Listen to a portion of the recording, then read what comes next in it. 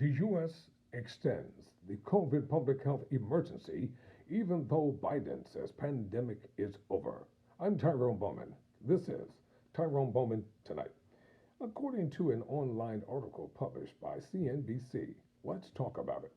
President Joe Biden recently claimed the pandemic is over, but the extension of the public health emergency indicates the administration does not believe the U.S. is out of the woods yet.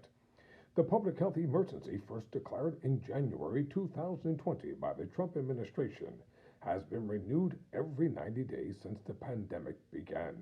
The powers activated by the emergency declaration have had a vast impact on the U.S. healthcare system and social safety net.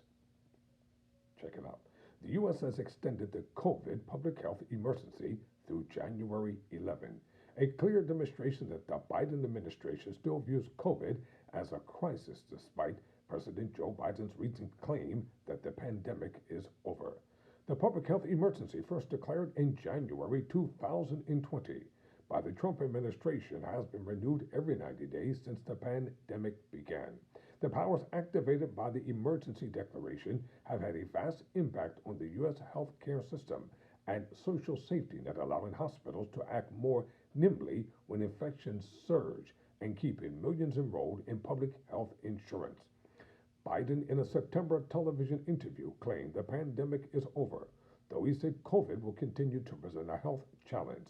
The Centers for Disease Control and Prevention in August said high levels of immunity in the U.S., combined with the wide availability of vaccines and treatments, has significantly reduced the threat that COVID poses to the nation's health. But hospitals and pharmacists call for the Health and Human Services Department to keep the public health emergency in place until the U.S. has a sustained period of low COVID transmission. Hospitals, in particular, have been slammed with patients every fall and winter since the pandemic began, at times pushing them to the breaking point.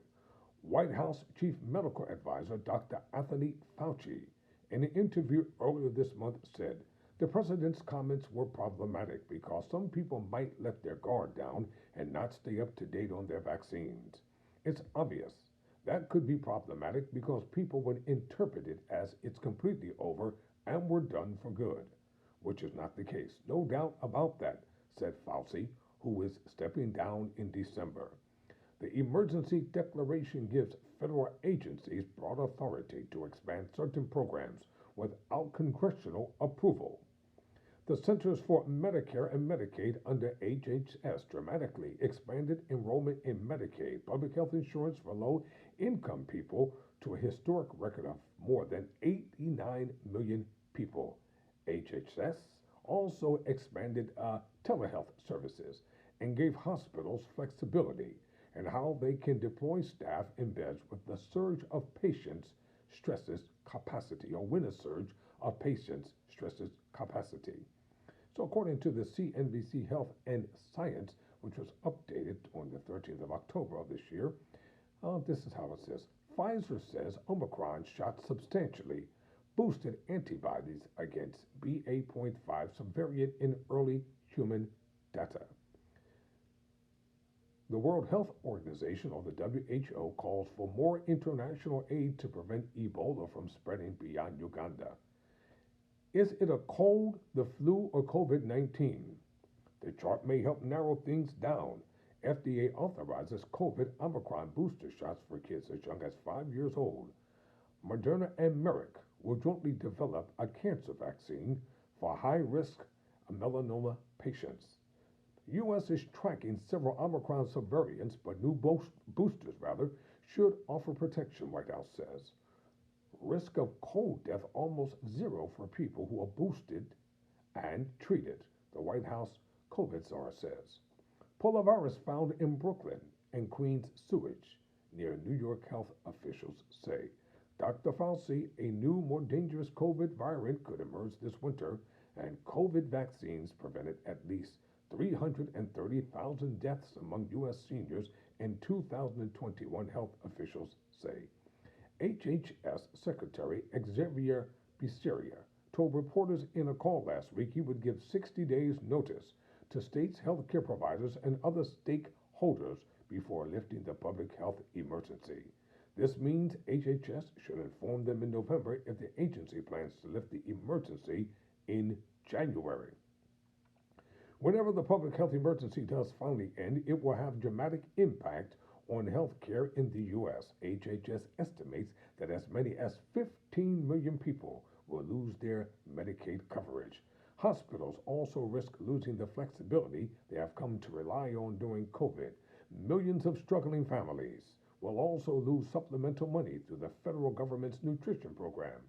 HHS has also vastly expanded the role of pharmacies in administering vaccines in the U.S. by temporarily overriding state laws that in some cases limited which vaccines pharmacists could administer to certain age groups. It's not clear whether the nationalization of pharmacy vaccine rules will expire when HHS declines to lift public health emergency. The Biden administration is relying on pharmacies to administer updated boosters for people ages 5 and older that target the dominant Omicron BA.5 subvariant. Federal health officials believe the new shots will provide better protection against infection and disease compared with the old ones, which are not performing as well as they once did because the virus has mutated so much. Public health officials are worried about another major COVID surge this winter as people head indoors, where the virus spreads more easily to escape the cold weather and as families gather during the upcoming holiday season. Infections, hospitalizations, and deaths have declined dramatically since the peak of the massive Omicron surge in January, but more than 300 people are still dying every day from COVID on average, and nearly 3,500 patients are hospitalized with the virus daily, according to CDC data. Dr. Asha, head of the White House COVID task force, said last week that 70% of those dying from COVID are aged 75 and older. The vast majority of those dying are either not up to date on their vaccines or are not receiving treatments such as Paxlovid when they have breakthrough infections, Jaha said. This is unacceptable, particularly because we can now prevent almost every COVID death in the country with vaccines and treatments that we have. Jaha told reporters during the call, if you're up to date on your vaccines and you get treated, when you have a breakthrough infection, your chances of dying are close to zero, even in that high-risk population, he said. Fauci said earlier this month that the U.S. is heading in the right direction, but COVID deaths are still too high. It's also possible a new variant could emerge this winter that can evade immunity even more than the Omicron variants the U.S. is dealing with right now. And he said, although we can feel good that we're going in the right direction, we can't let our guard down, Fauci said. I'm Tyrone Bowman. Never surrender. Never quit.